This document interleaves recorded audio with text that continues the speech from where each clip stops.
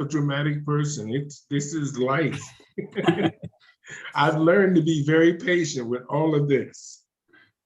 Yeah, I was trying to get on with my iPad first, and then but yeah. Yeah, it's always a problem with either the iPad or my computer, so I just always use my phone. Oh, okay. It always seems to work. So that is a good little tip there for you. Just use your phone when you find that you're having trouble. So how are you?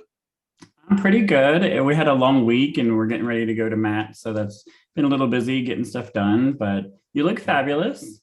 Oh, thank you. This is just a little something I threw on to make the truckers get excited. The ones that you show it to on the road that, might be on the DL or sneaking out of those, what do you call those things in the back of trucks y'all have there? The sleepers? Yeah, the sleepers, sneaking in and out of the sleepers. It can happen. Now, okay, so today, before we start, because this is Zoom, so we can cut and edit it. Okay. So what we're going to do is we're going to talk openly and candidly. Hopefully, in the last episode, in the last season, I was tipping around the questions because I was nervous about what to really ask people. And then my agent, she made it very clear that we need the truth, or as close to the truth as we can get, from your personal experiences and what you really want to share with your audience and our audience. Okay. Now, so I'm going to ask you a variety of different questions, things that I think will be relevant to the show, and things I think that I've learned from in the past, because my brother was a truck driver for Cisco for like 30 years. Okay. And now he lives in Detroit up there. He owns a nightclub up there, and he's doing his thing. And I'm here in Toronto doing my thing. Now, so we're going to start off with just a little bit of an introduction about you, about what you do, and then we're going to get right into it. And we're going to have about 30 minutes, okay? Okay. Or under, 30 minutes or under. That sounds good. Okay, all right. So we're going to start in 5, 4, 3, 2. Good evening, ladies and gentlemen, and welcome to Pronoun TV and the Stephanie Stevens Show. Today on the show, we have truckers, gay truckers on the road again. And today I invited the founder of the LGBTQ plus Truck Drivers Network. He also has a visibility project and a big gay trucker podcast, and that's something I'm excited to listen to. Now, today I invited Mr. Bobby Coffe-Loy. Yes. Is that correct? Yes. And now, did I say the correct thing for your truckers network? Did I say that properly? Well, the network is LGBTQ plus Truck Driver Network. Mm-hmm. And so it was founded a little over 2.5 years ago. And it's an organization that I founded basically off of my experience being on the road driving with my husband. We've been on the road for a little over 6.5 years. And I just seen the need within the LGBTQ community because there was really not many outlets or any source there for people to connect with each other and to provide a support group with each other. So what started basically just as a Facebook group has grown into an organization and a nonprofit program. So we have done a lot of really interesting things that I'm super proud about. And I know you had mentioned the Visibility Project. And the reason I did the Visibility Project was basically when we went to Pride events, you go to Pride events, you go to all these different events, and they showcase a lot of different flags, but they don't showcase, I've never really seen all of them. And a lot of people, the vast majority of people within our community don't even know what most of the flags means. So I literally collected, I think there's 48 flags currently, and I have a 53-foot trailer, and I displayed them all on the side of it. And it's a really great educational tool within our community for people to see all the flags that supports them for who they are. And so we've had a lot of fun with that. And then I also do the podcast, which is a lot of fun. And I talk openly and freely about all the subjects, whether it's something that someone really wants to talk about or not. We hit all the topics, and we just kind of like, rip off the wound and just open it up, and we talk about everything, because I want it to be able to be freely talking and us just being ourselves, and a sense of community. So, and sometimes you have to talk about things that are a little uncomfortable, but it needs to be talked about. So that's kind of what I do with the podcast. And then we also do a driver memorial program, because a lot of people don't realize that a little over 3,200 drivers a year pass away while on the road. So we also honor drivers who pass away, and we send a customized t-shirt, a small car charm, and a couple other things, a condolence letter out to the families. That way that it gives a sense of closure and a recognition from the trucking community. So, well, you're doing good things. That sounds amazing. You're doing really good things. And I like the fact that you're doing it with clarity, because I'm listening to you and there's a real focus behind it. That's good. Yeah, I mean, I just seen a gap. And I've seen a gap, when a truck passes you on the highway, a lot of people don't think about an LGBTQ driver being behind the wheel. They don't think about someone, even for me, I had this vision in my head of what a truck driver was, and it was not me. It wasn't a gay man. It wasn't someone who was a drag queen. It's not someone who is transgender. And I was so shocked to learn that there is a lot of transgender who are transitioning in their trucks, recovering from surgeries in their trucks. I could not imagine that. I couldn't even fathom that idea. I couldn't imagine that either. It's an amazing way to pay for surgeries and have good insurance. So I do get it. It just, before I came into trucking, I would have never thought that. So we talk about a lot of things like that, just because to get it out there, a lot of people don't realize that. I liked something else that you said when you talked about the flags being displayed on the truck, and a lot of the community don't understand what the meaning of these flags are. And this is a good subject. Maybe I should look into that. Maybe we should look into that. And we should look into that and see if we can figure out. I'll do a show on that one night on my How Smart Are You? So see if people really understand what the flags mean and what the colors mean and stuff. That's a great idea. And I like the fact of the memorial one for the Truckers Association, because that's a great idea as well, about the trans women or the ones that do drag and stuff, or the silent cross dressers, and living in their trucks, trying to, these are kind of like secret lives that, from the truckers, from your point of view, you have a great storylines there. You have a lot of stories that you could tell about truckers on the road. When you first said that you had a husband, I was about to say, well, when you say it's hard for them to communicate, I was going to say grinder on the road. You wouldn't believe someone that we still get hit on all the time. It doesn't matter, husband or not, we still get hit on. And a lot of the big problems with being on the road, is the bathrooms. Bathrooms are an issue.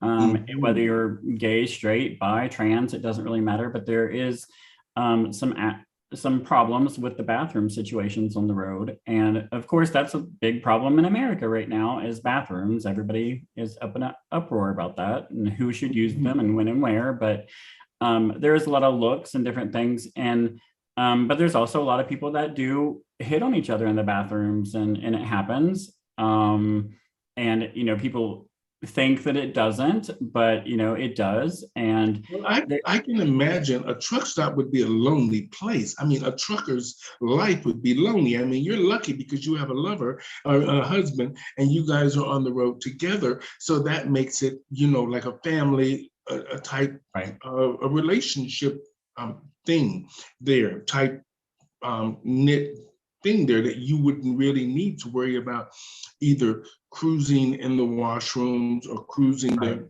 the truck stops. And we know that that's happened for years. I mean, we've seen many movies from Cruising on down to, you know, a lot of these different movies that we've seen. And it still happens. Well, and I mean, it's just men will be men when they're away from their families and their lives. They have to find some way to entertain themselves. And of course, I mean, we're human beings. So of course we want affection and love. And these kind of things happen. And sometimes, you know, men are always looking for an opportunity. Always looking for an opportunity. Now, let's talk about the network for a minute. You said that you saw a need for this that wasn't met. Now, I first want to talk about this first. Let's talk about the impact of young kids. Even myself, when I was growing up, when my parents used to drive by the truckers, they used to pull the horn, you know, the thing there. And now, do they still do that? Yeah, they still do it, and it's the best feeling ever.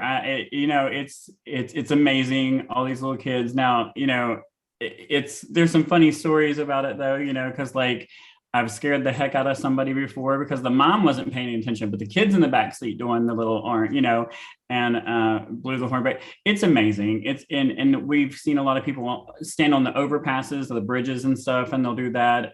And then there's also been like times where picketers or people have been like protesting and things, and like we've honked in support and things like that. So it still happens out here. It does, and it just brings a smile to all drivers' faces. Like we enjoy it.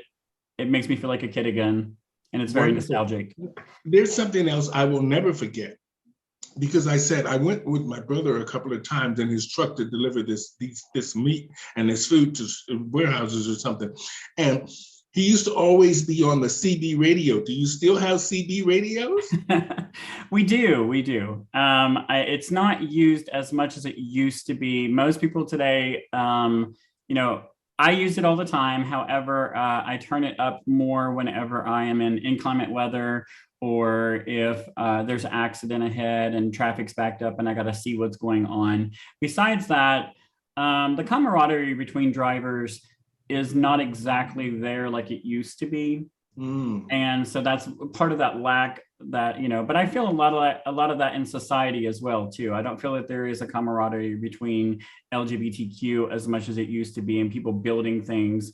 So, I mean, but I see it a lot in trucking that I don't feel that we're not as close connected. And on the CB is one of those places you see it a lot, because a lot of people just want to complain and cuss each other out pretty much. And okay, all right, I'll skip it. I'll skip the breaker 19. This is so I'll skip that part, because that's what I remember the most, because I used to do it all the time with my brother and my parents. And okay, so let's go back to the network.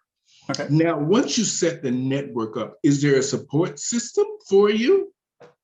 You know, with the network, it is a support system that we've built basically amongst each other.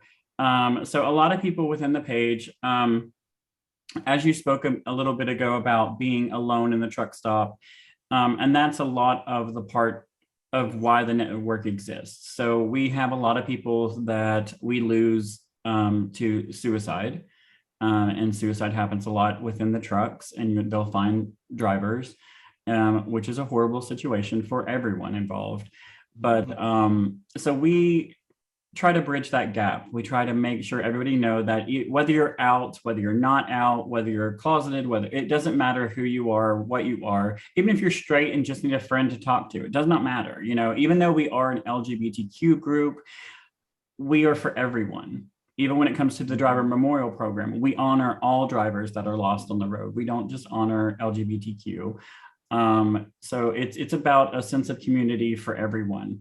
And we have a lot of amazing allies to our community that are even on our page and support, and our admins and moderators. And you can always reach out to them and talk to someone. If you're lonely, we're always there to chat with. There's always somebody that's available. And so, you know, when I said that we had this gap and we was bridging a gap, the thing is, I feel that the LGBTQ community and the bar scene and a lot of the people that's in the nightclubs and all that stuff, that's an amazing opportunity. But um, here is drivers that maybe have the weekend off, sitting in a truck in Amarillo, as you say, and they won't take the time to take an Uber and just run over. And so that's what I'm trying to do, is bridge that gap for letting them to understand, I'm a trucker. Would I be accepted at a bar? Or I'm a gay guy. Would I even see myself associating with a trucker? So a lot of people don't think of it as an option. So for me, I'm trying to blend those two together for people to give it an option in their head that they may think about for just a second even. Or when that truck passes you down the highway, you may think, you know what, that might be an LGBTQ person. And just it's all about giving visibility to these things and showing the diversity of that everything is, and all the people that makes up the organization and network. So okay. Now, I want to ask more of a personal question here. You don't have to answer it, but I think it's probably would be a good answer. I mean, a good question for both you and your partner there. Now, traveling on the road as a couple can be good and bad in a lot of situations, and mainly when you're in a cramped situation like that sleeper quarters thing there. And right. gay men are some of the most pickiest men on the planet with the way they like things done, what they want to wear, where they want things at. Is things okay at home with you and your partner? um we are amazing, believe it or not. When we went into trucking, we've been together for 15 years. And when we Mm-hmm. went into trucking, we was together for 9 years. We had just got married. We had hit a rough patch in our life. And I actually feel that trucking brought us together and kind of saved our relationship. It brought us even closer together because we have to depend on each other all the time for the safety and security, and one is sleeping in the back while the other one is up front driving. And, I explain it this way a lot because yes, I haul all these loads in that trailer, and that trailer may be loaded behind me, but the most important valuable asset that I have is my husband laying behind me sleeping in the bed. Mm-hmm. And, I protect him. Now, is there moments that in a relationship he pushes my buttons and I'd love to collect the insurance money? Yes, there is moments. Your partner pushes your buttons faster than anybody else, and they know exactly how. So, and we both do that to each other. But I wouldn't trade it for the world. It's actually been an amazing experience for us. Do we argue and fight? Yes. And, just like everybody else. But instead of throwing it away and having a Beyonce mentality and thinking that I can have another you in a minute, we work on our problems that we have with each other. And if we have any problems, we work it out, we talk it out. Maybe not at the moment. We may have to, blow some steam off or whatever. But and if you imagine being in a something smaller than a jail cell, because you're small, it's really, really small quarters. So yeah, you're going to get on each other's nerves. It's going to happen. But Mm-hmm. I think what helps us most with that literally is we don't mind getting out of the truck. So if we go into Texas, we'll go to Six Flags. If we go to Ohio, we'll go to Kings Island. We go to, we get out and go to the movies. We get out and go to the outlet malls and go shopping. So we take the opportunity that even though we're going across the country, and we do take the time to go out and we'll go to the gay bars, local bar. If there's, a drag show going on, we love to go out and support local LGBTQ organizations or community businesses. And so we try to take time out of the truck. A lot of people don't, though. That's the problem. Mm-hmm. I can imagine. I mean, with the both of you being on the road together means that you could probably save a lot of money to buy yourself a house and settle down when you become, when you've had enough of the trucking business. Right. Or, Yeah. or you could buy a truck and rent it out or something like that. However it works. I mean, because of the end goal, it has to be an end goal for your retirement. I would think for the both of you, you're working so hard on the road, and you're doing so much you're spending so much time together. So this is a you have a movie on your hand there. You don't even know it. You have a movie on your hand. And I just want to say, now I want to talk a little bit about because for me, being on the road as much as I have been, earlier on when we used to drag those bags from city to city to city to city, we used to stop in all these mom and pop shops. Now, what is the experience like for you and your husband? I mean, is there that woman from Mel's Diner that you meet on the road sometimes? Flo from Mel's Diner. I think her name is Flo. There is. I mean, there is, I just have to, everywhere we go, you meet special people. You just really do. You meet some really interesting people. And believe it or not, like we was at this one truck stop and there was a waitress there and we hadn't stopped there in probably 2.5 years, but she remembered us in that time. She just remembered us because we had good conversation and she had like laughed and talked with us and things, so you meet so many amazing people.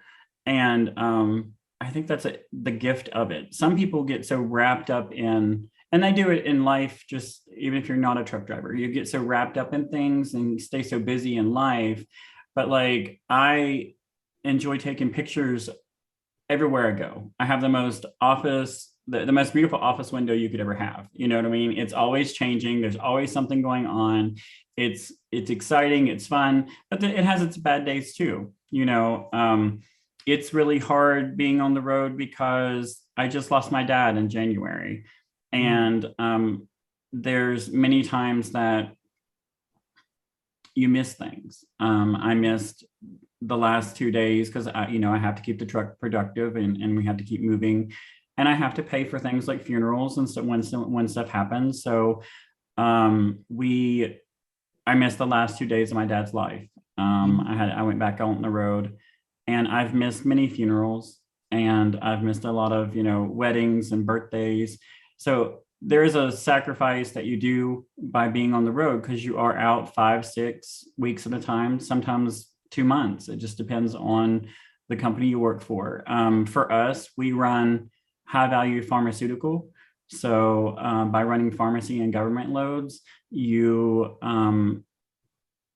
it's a higher standard. So you have to stay moving at all times.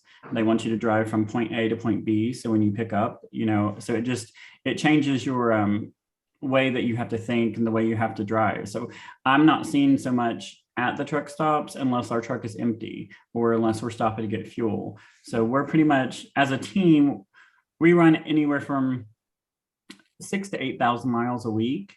And that's a lot. Yeah. Yeah, so a lot of people don't I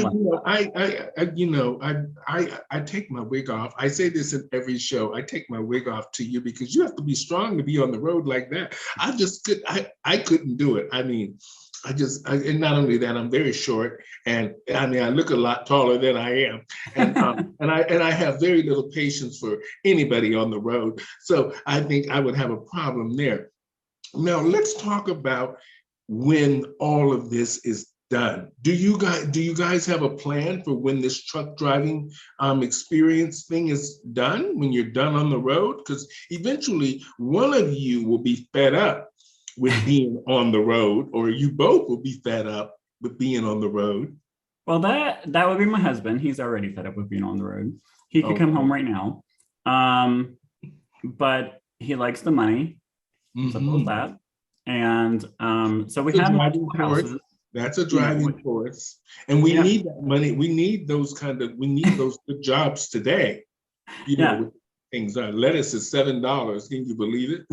Yeah. Yeah. I mean, things that you see out there. And then some of my friends, there's some things about drivers that people don't realize. Like, we get into this, I don't know, you make a little bit more money than the average person. So because of that, I'm very fortunate, and I count my blessings, and I know that all of it could be gone tomorrow. But we have a house in Huntington, West Virginia, and then we have a house in Bowling Green, Kentucky. We did have a house in Florida, but we gave that house up because it was too far of a distance from my mom and dad, and it's a lot harder for freight to get in and out of.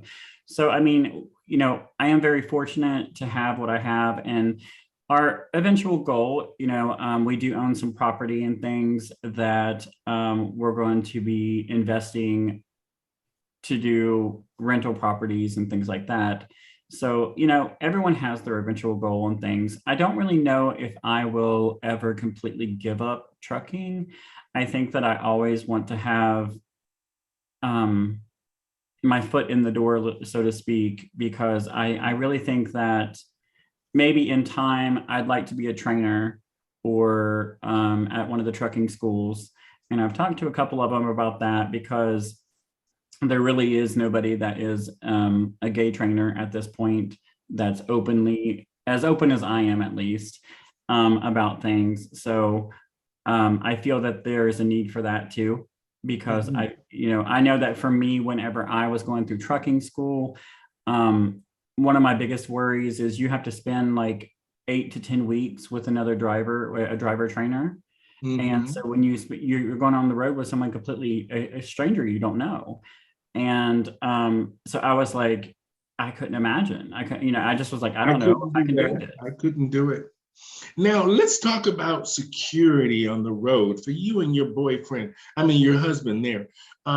Security. Do you guys ever feel like you're in danger with truckers think that they're macho and they're butch and all this kind of stuff. And do you ever feel in danger? There are times, parking lots are really dark. And when you put a bunch of trucks, there may be lights and stuff in the lot, and you in the daytime, and you'll be like, oh no, that looks pretty good. But I will tell you that like at nighttime, when you get all those trucks in there and they're really in a tight quarter area, and you have to walk between the trucks, there's multiple times that people get run over in the truck lots, and it does happen a lot. And it's just because they can't see you, there's a huge vehicle. And security wise for us is a little bit higher just because of what we haul, with us being pharmaceutical and the high value freight. Most of the times for the first 250 miles, we have escorts, like police escorts or armed escorts. So with us, it's a little different. But there is times, I have thought about it. And especially when we went through COVID, when we had went through COVID and when we had went through when the protests and George Floyd and all the different things that happened, and when drivers were driving out there, and I used to, we went to Minnesota multiple times and we went through the protests and everything. And my thing about that was my safety was at risk, and I seen these videos on the on the news and all this stuff of truck drivers that were bombarded in their truck by people, and that was a little scary for me. And I was like, these people wouldn't even know that I'm on their side because they just see a truck driver and they don't think that they are. They would never even know that I would be out there with a picket sign, helping them, but here they were beating someone up in their truck. So it raised a huge red flag. And but we are limited by the FMCSA and DOT what we can have in our truck. So depending, if you run all states, you're not really allowed to have a firearm in your truck. You are allowed to have different devices, maybe it be stun guns or whatever you do choose. So we do stay prepared is what I'll say. I want to ask a couple of other things, just because to wrap it up, because I think that you've done a fantastic job. Tell us a little bit about the podcast. Okay, so the podcast for me it's for LGBTQ plus Truck Driver Network, and we call it Big Gay Trucker. And it's really just about being open, honest, visible. I'm always bright colors and that's just me. I have ripped jeans that I wear, and I get neon sneakers, and that's just me of who I am. And when I was thinking about the podcast, I was like, I absolutely love Howard Stern, and I absolutely love Anna Nicole Smith and Dr. Ruth, the little old sex lady from back in, and maybe some people don't know who that is. But anyway, if you don't, you need to go I look them know up. who Dr. But Ruth is. I know who Dr. but Ruth Westheimer. that was my vision. That was my vision for the show. We've had talks. We had a sex talk show. One was one of the episodes where we openly talked about our craziest positions, places we've done stuff, blah, blah, blah. And it was just fun. And it's the way life should be every day. And that's what the vision for the show is. It gives visibility to that driver behind the steering wheel. And, it lets you see a peek inside their life of who they are. So we interview drivers, we interview company owners, we interview drag queens and people within, I try to stay up to date on as much of the topics as possible. And we openly talk about them, whether someone agrees or don't agree. And it's okay for you to disagree. I don't want everyone to agree with the things we are saying, because this is what makes us American and this is what makes us different. I don't feel that everyone's opinions do not have to be the same. I want it to be different, and I want you to voice your opinion, because you may change exactly how I look at something. So, that's the point of the show. That's amazing. I'm from Orlando, but I live in Toronto, right? And I'm going to buy a house in Florida, and I'm going to sit down and do absolutely nothing, but in about 5 years. But now I want to ask you this, because I really think that it's relevant, and she just put up a board there for me to ask this question. Now, has your truck ever been sprayed on, those slang words? And have your truck ever been deviled? Is that what they call it? Deviled or vandalized? Yeah, vandalized. As far as the outside of the truck, so basically the organization that we basically produced 2 years ago, the XBO Pride truck. So we actually I was driving the very first XBO Pride truck, me and my husband, for a while. And we're getting ready to rewrap the truck we have now, because we got a new truck. And it does create some problems driving and being LGBTQ. Sometimes you do get people on the CB radio that say things. And I will say 9 times out of 10, it's just like being on the internet. They're basically keyboard warriors. They'll say something. But I literally have had people, I've met them and shook their hand, and I knew that they had said negative comments about me, but yet they, to my face, was very happy to meet me and smiling and whatever. So now we have had things happen. Yes, we have had things where people have not really so much spray painting the truck or anything like that, but we have had things where people have like brake lines or hoses, people have cut, that type of stuff. Yes, we have had things like that happen before, but thankful enough, we really are not stopped very often. It's very hard to find me because I'm always moving. So, and we move every bit of 1,200 miles a day. So therefore it's really hard to find us or pinpoint where we're at most of the time. But there is some hate that's out there still, and it's always going to be alive. I know this. I wish it wasn't, but there's going to be people that always doesn't agree. But things do happen. We've had a couple things on our truck that's happened. So, okay. And we knew we won't elaborate too much on it. she wanted me to mention that because she felt that it was relevant, because you're part of the LGBT community. Now let's talk just for one. I have just a couple of more questions, and then I'm going to let you go. Now I want to talk about the convoy, the convoys that are happening around the country, like the blockades and all that stuff with the truckers' convoys. Yeah. Now you've heard about that, right? Yeah, and well, there's a lot of different organizations that produce the convoys. So some of the convoys, you have. I'm really not affiliated with any of them, but I have a couple of friends that do the convoys. They've asked me to come and participate. I was very reluctant to do so. And the reason is because, like I told you, I for that time and period, I was driving a gay pride truck with big rainbows on the side of it and everything. So like, Would have I been a didn't, target. yeah, I didn't feel that I would be that accepted amongst my peers, so to say, or the other drivers. Um, Even though I know that organizations and they all invited me, and even though the people over the organization may be on the bandwagon, because right now, basically for me, I enjoy um, all the convoys and I like Mhm. some of the stuff that they're doing. Um, I just sometimes don't. What happens with the convoys is they get a really bad rap because of a lot of pedestrians and a lot of people with their cars come, and then they come with guns and they come with it's not really the truckers. The truckers try to very peacefully protest with things, and they do the slow rolls and they do the convoys, and they do it for really good causes.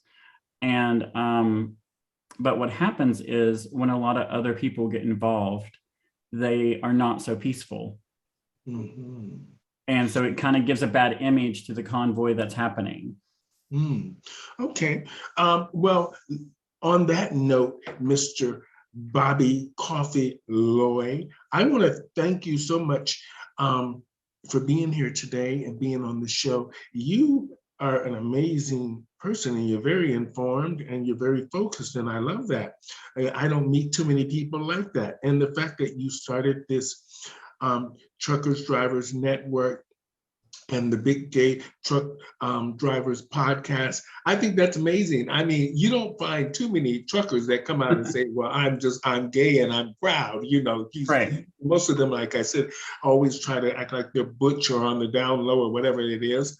And, um, and the fact that you and your husband are on the road again together, and you're trying to, have this, do something positive for your community, and also show them that we work and live within their communities every day Right. without any dramas or any issues, and meaning that we can work alongside them or work with them and just be ourselves and everybody get along. And this is a good thing. I mean, like you said, not everybody is going to get along because this is life.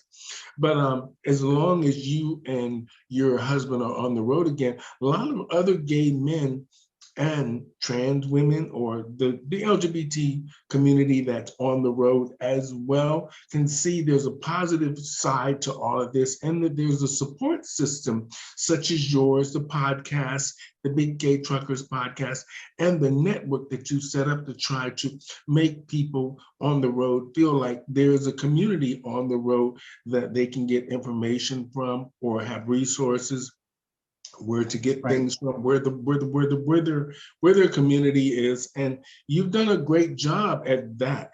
And just from the little time I've talked to you, you're very informed and you're very up to date on a lot of things. And I respect that, because I think that you're doing something amazing that I would never even thought of a trucker being gay or nothing like that. I mean, because Right. sometimes the people in our community, I mean, this, I'm not going to say anything, but you know what I mean. The ones that try to be butch and all these kind of things. Yes. But I just want to say thank you so much for being on the show today, Mr. Bobby Coffe-Loy. Am I saying that right? Yep, you are.